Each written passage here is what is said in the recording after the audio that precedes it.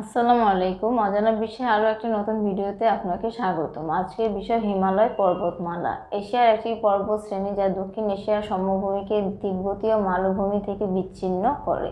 এই পর্বতমালায় পৃথিবীর কিছু সর্বোচ্চ পর্বতশৃঙ্গ অবস্থিত, যার মধ্যে সর্বোচ্চটি হল মাউন্ট এভারেস্ট। হিমালয়ে ৭,২০০ মিটারের বেশি উচ্চতার ৬১-টিরও বেশি পর্বতশৃঙ্গ রয়েছে। হিমালয় পর্বতমালা, যার সাথে হিন্দুকুশ এবং কারাকোরাম পর্বতমালা অন্তর্ভুক্ত, একটি বিশাল অর্ধবৃত্তাকার আকৃতি যা দক্ষিণ এশিয়া জুড়ে বিস্তৃত।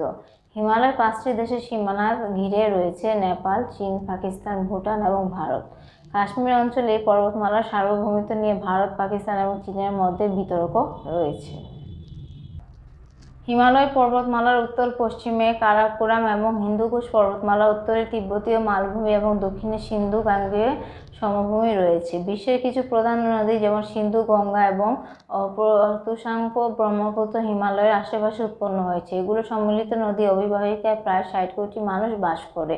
এর মধ্যে ৫,৩০,০০,০০০ মানুষ হিমালয়ে বাস করে। হিমালয় দক্ষিণ এশিয়া এবং তিব্বতের সংস্কৃতিকে গভীরভাবে প্রভাবিত করেছে। হিমালয়ের অনেক পর্বতশৃঙ্গ হিন্দু ধর্ম এবং বৌদ্ধ ধর্মের পবিত্র হিসেবে বিবেচিত।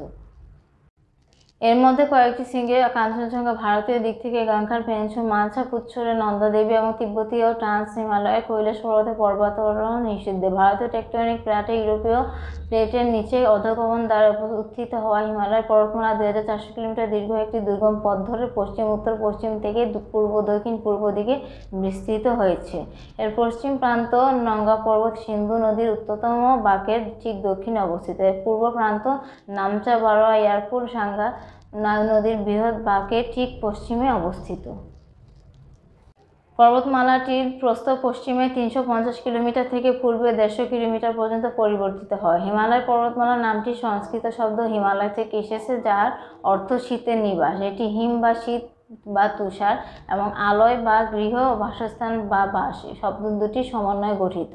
হিমালয় পর্বতমালা রয়েছে একটি সমান্তর পর্বতশ্রেণী: দক্ষিণে শিবলিক পর্বতশ্রেণী, নিম্ন হিমালয় পর্বতশ্রেণী, মহান হিমালয় এবং উত্তরে তিব্বতীয় হিমালয়।